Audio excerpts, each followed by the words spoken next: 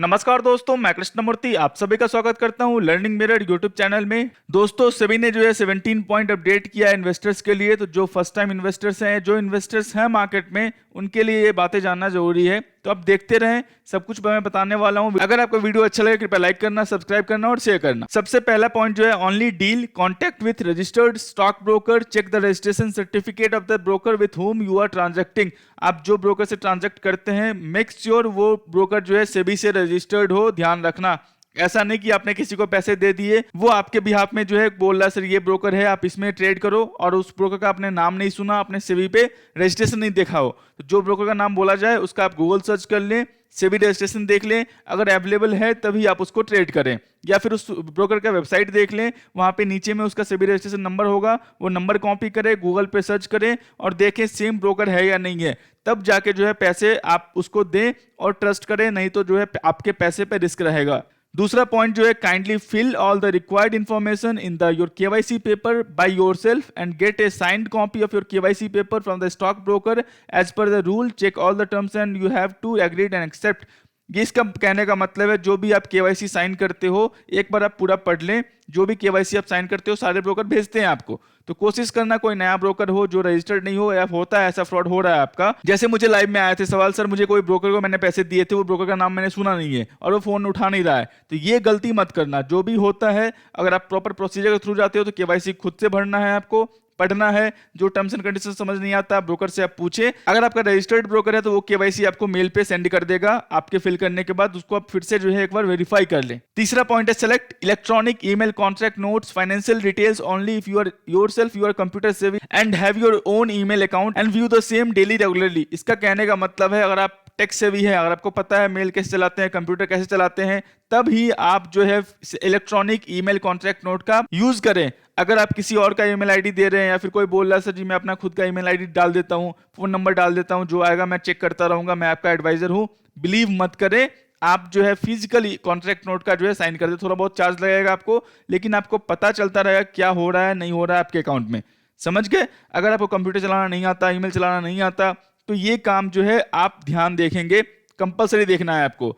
चौथा पॉइंट है, चेक की the settlement frequency of your account you have set. If you have opted for a current account, please confirm that stock broker settled your account regularly, and in any case once in 90 days if you have opted for 30 days settlement. So 30 days, send the details. Please note that in case of default of your broker, claim for a period exceeding 90 days will not be accepted by the exchange. इसका मतलब क्या हुआ?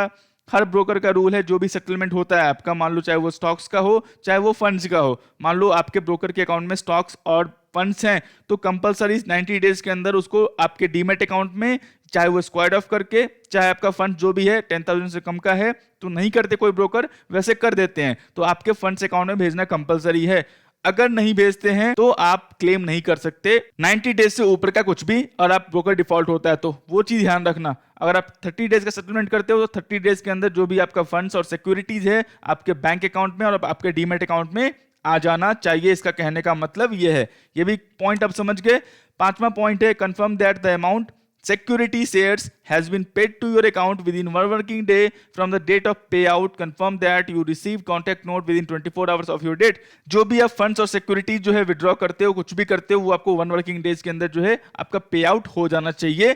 Confirm that, और आप contract note trade करते हो तो contract note आपको 24 आवर्स के अंदर आपके मेल आईडी पे आना चाहिए। अगर वो नहीं आ रहा है तो जो है आपको रेज करो कंप्लेन ब्रोकर से और ईमेल आईडी अपडेट करो और कॉन्ट्रैक्ट नोट मंगाओ। कॉन्ट्रैक्ट नोट देखना बहुत ही कंपल्सन है, समझ गए? वो चीज ध्यान रखना। 6 पॉइंट है, do not keep unnecessary balance with the broker. Please note that if the broker is insolvent, मतलब दिवालिया होता है, डिफॉल्ट होता है, the claim of those in which there has been no trade for 90 days will not be accepted. तो यहाँ पे ये कह रहा है कि मान लो जो भी आप अननेसेसरी पैसे रखे हुए हो, 90 डेज तक आपने ट्रेड नहीं किया है, तो जो भी क्लेम करोगे वो एक्सेप्ट नहीं होगा आपका। तो ध्यान रखना, वैसे होता नहीं है ऐसा, लेकिन आप अननेसेसरी अमाउंट मत रखना। कोई सवाल आ रहा होगा, सर जी मान लो मेरे स्टॉक्स का क्या होगा? स्टॉक्स की चिंता मत करें, स्टॉक्स आपका डीमेट अकाउंट में है, उसको ब्रोकर जो है टच नहीं कर सकता। जो इंसॉल्वेंसी मान लो ब्रोकर डिफॉल्ट होता है, तो इन केस में आपके फंड्स पे दिक्कत है तो लार्ज अमाउंट ऑफ मनी जो है ब्रोकर के साथ मत रखें। वैसे 3 मंथ्स में 1 मंथ का सेटलमेंट है तो वो आपका होता रहेगा। समझ गए। अगर आपने ट्रेड नहीं किया 90 डेज तक तो जो भी आप क्लेम है वो नहीं कर सकते, वो भी चीजें ध्यान रखना आप। 7th पॉइंट है, do not fall into the trap of fraudster sending emails and SMS with the lure of trading in stock market securities promising huge profit. Do not give your user ID and password to anyone. ये जीरोधा सबसे अच्छा काम किया जो आपका TPIN का जो है टीओटीपी का फैसिलिटी लाया है, इसी वजह से उसने टीओटीपी का फैसिलिटी लाया हुआ था। समझ गए। ऑल योर शेयर्स और बैलेंस में भी वाइड मतलब जा सकता है। इट में also happen that a large amount of money may come out in your account, जो भी आपका है वो आपके अकाउंट से जा सकता है। सिंपल सा कॉन्सेप्ट है, तो ध्यान रखना। होता क्या है, यूजर आईडी पासवर्ड दे देते हो, वो क्या करते हैं, जो भंगार स्टॉक होता है उसमें कोई बायर सेलर होता नहीं है, प्रमोटर बैठा रहता है, वहां से वो सेल करता है, आपके अकाउंट में बाई कर लेते हैं। जब वो बाई कर लेते हैं आपको सेल करना होता नहीं, क्योंकि वो प्रमोटर के पास ही पूरा का पूरा स्टॉक पड़ा हुआ है, वो चाहेगा नहीं खरीदना। तो ये काम मत करना। यूजर आईडी पासवर्ड किसी को भी नहीं देना है, चाहे वो कितना भी क्लोज आपका एडवाइजर क्यों ना हो। ये चीज जो है ध्यान रख लेना। 8वां पॉइंट है, check the message sent by the exchange on a weekly basis regarding the fund and securities balance reported by the broker, and if you find any difference report the exchange immediately। मतलब क्या होता है, हर weekly या हर monthly आपको जो है एक message आता है, फंड्स आपका इतना है, सिक्योरिटीज आपका इतना है, वो आप चेक करते रहें ब्रोकर के अकाउंट के साथ, आपके डीमेट अकाउंट के साथ मैच कर रहा है नहीं कर रहा है। मैच कर रहा है अच्छी बात है, नहीं मैच कर रहा है तो आप जो है उसको एक्सचेंज को इमीडिएटली इन्फॉर्म करें या अपने ब्रोकर को इन्फॉर्म करें, वो आपका जो है सोल्यूशन कर देंगे। ये भी चीज समझ गए। जो 9th पॉइंट है, please do not transfer funds from trading purpose to any authorised person और associated to the broker other than SEBI registered stock broker. यहाँ पे ये बोल रहा है, इसका कहने का मतलब है अगर आपको ट्रेडिंग करना है तो जो सेबी रजिस्टर्ड स्टॉक ब्रोकर है उसी को पैसे ट्रांसफर करें। किसी भी ऑथराइज्ड पर्सन, मतलब मान लो वो सेबी रजिस्टर्ड रिसर्च एनालिस्ट भी है, सेबी रजिस्टर्ड इन्वेस्टमेंट एडवाइजर भी है, उसको भी पैसे आप ट्रांसफर मत करें। उसको बोले आप एडवाइस दें, मैं अपने अकाउंट में ट्रेडिंग करने वाला हूं, मैं अपने अकाउंट में इन्वेस्टमेंट करने वाला हूं, आप जो भी सेबी रजिस्टर्ड स्टॉक ब्रोकर है उसी को पैसे ट्रांसफर करें, क्योंकि वो प्लेटफॉर्म प्रोवाइड करता है बाय और सेल करने का। अगर आप किसी थर्ड पार्टी को पैसे ट्रांसफर करते हो तो आपके पैसे पे हमेशा रिस्क रहेगा, वो चीज ध्यान देख लेना। 10th पॉइंट है, beware of fixed guaranteed regular return capital protection plan. जो भी आपको बताया जाता है, सर जी मैं 2% डेली, 1% डेली, गारंटीड में 20%, 30%, 40% साल का रिटर्न, रेगुलर रिटर्न आपको मिलता रहेगा, पॉकेट मनी मिलता रहेगा, ये मिलता रहेगा। कैपिटल सर जी आप डालो, कैपिटल प्रोटेक्टेड है पूरा, कुछ भी नहीं होने वाला। ये सब चीज से जो है आप बी अवेयर रहे, ये सब चीजें होती नहीं है स्टॉक मार्केट में। कंफर्म रहना, द ब्रोकर और देयर ऑथराइज्ड पर्सन और any of their representative employees is not authorized to provide fixed guaranteed regular returns capital preservation on your investment or enter into any loan agreement with you to pay interest on the money owned by you। इसका कहने का मतलब है कोई भी broker, कोई भी company का जो एम्प्लॉय है, कुछ भी है, वो आपको फिक्स रिटर्न की गारंटी नहीं दे सकता और वो आपके लोन एग्रीमेंट से आपसे लोन एग्रीमेंट नहीं करवा सकता। वो ई मार्जिन फैसिलिटी अलग है, लोन एग्रीमेंट मतलब अलग से लोन एग्रीमेंट नहीं करवा सकता। सर मैं पैसे प्रोवाइड कर रहा हूं, आप जो है यहाँ पे ट्रेडिंग करो और जो भी इंटरेस्ट है, तो वो चीज से ध्यान रखना, वो ऑथराइज नहीं है, not authorise. Please note that your insolvent exploded broker claim will be disqualified if any such transaction is found in your account. अगर मान लो ये कुछ ऐसा ट्रांजेक्शन आपके अकाउंट में फाइंड होता है और ब्रोकर डिफॉल्ट होता है, तो जो आपका क्लेम करोगे आप एक्सचेंज को या सेबी को पैसे लेने के लिए, वो भी क्लेम आपका रिजेक्ट हो जाएगा। वो भी चीज ध्यान रखना। 10th पॉइंट भी समझ गए। 11th पॉइंट क्या है,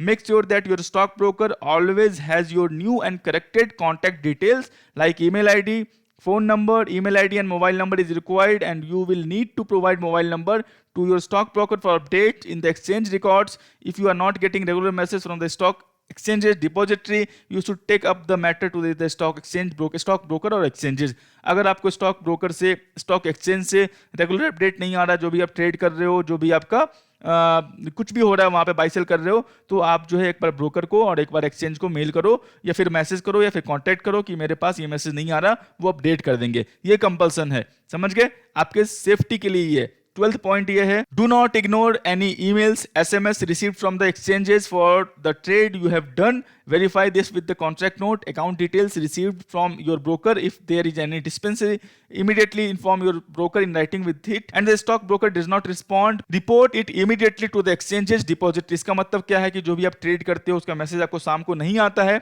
कि आपने ट्रेड किया है, कुछ भी ट्रेड किया, मेल नहीं आता है, तो आप इसको एक बार ब्रोकर से आप एक बार क्या करो, मेल लिखो, ब्रोकर रिस्पॉन्ड नहीं करता तो सेम कंप्लेन आपको एक्सचेंज में या डिपॉजिटरी में डालना होगा।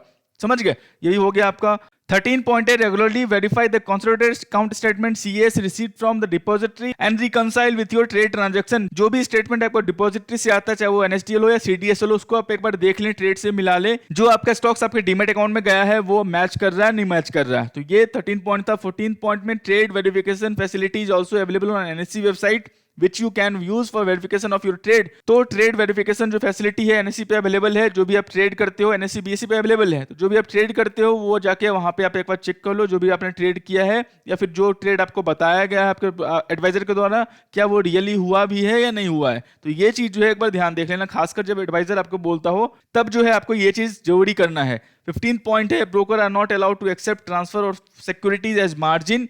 The securities offered in the form of margin should remain in the client account and can be placed to the broker। जो भी आपका सिक्योरिटीज है, जो भी आपका स्टॉक्स है, वो आपके डीमेट अकाउंट में ही रहेगा। उसी पे आप जो है आपको प्लेस करके जो है ब्रोकर मार्जिन दे सकता है, वो अपने अकाउंट में ट्रांसफर नहीं कर सकता। Client are not permitted to place any securities with the broker or associate of the broker or authorized person of the broker for any reason whatever।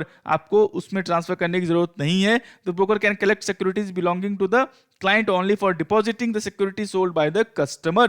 अगर आप सिक्योरिटीज सोल्ड करते हो, मतलब स्टॉक सेल करते हो, तभी वो आपके डीमेट अकाउंट से ऑथराइज है निकालने के लिए और किसी को देने के लिए। उसके अलावा वो ऑथराइज नहीं है सिक्योरिटीज को ट्रांसफर करने के लिए आपके डीमेट अकाउंट से किसी भी अदर डीमेट अकाउंट में या अपने डीमेट अकाउंट में। ये भी चीज समझ गए आप। 16 पॉइंट है be careful while granting POA power of attorney clearly stated all the powers that the stock brokers can exercise and the time frame for which the POE is valid। It may be noted that POE is mandatory not mandatory as per the SEBI exchanges। POE बहुत सवाल आता है sir, POE compulsory है क्या? POE compulsory नहीं है।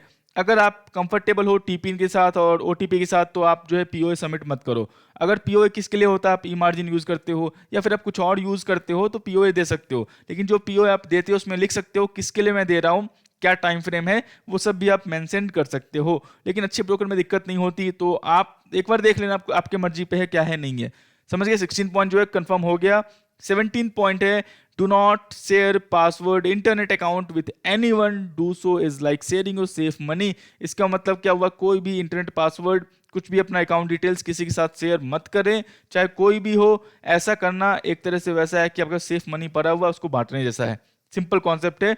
तो दोस्तों ये आपका 17 पॉइंट था, इसको हमेशा याद रखें। स्टॉक मार्केट में आपको दिक्कत नहीं होने वाली। मैं आशा करता हूं वीडियो आपको अच्छा लगा हो। वीडियो अच्छा लगा हो कृपया लाइक करें, सब्सक्राइब करें, शेयर करें। ट्रेडिंग और डीमैट अकाउंटिंग जो वीडियो को डिस्क्रिप्शन में है वहां पे जाकर आप ओपन कर सकते हैं। कुछ भी सहायता होता है मैं नाइट को 8 PM लाइव आता हूं, वहां पे आकर पूछ लेना। सारे social media site Telegram, Instagram, Facebook, Twitter, जहां भी आपको लर्निंग मिले दिखे ज्वाइन कर लो। तब तक के लिए दोस्तों धन्यवाद।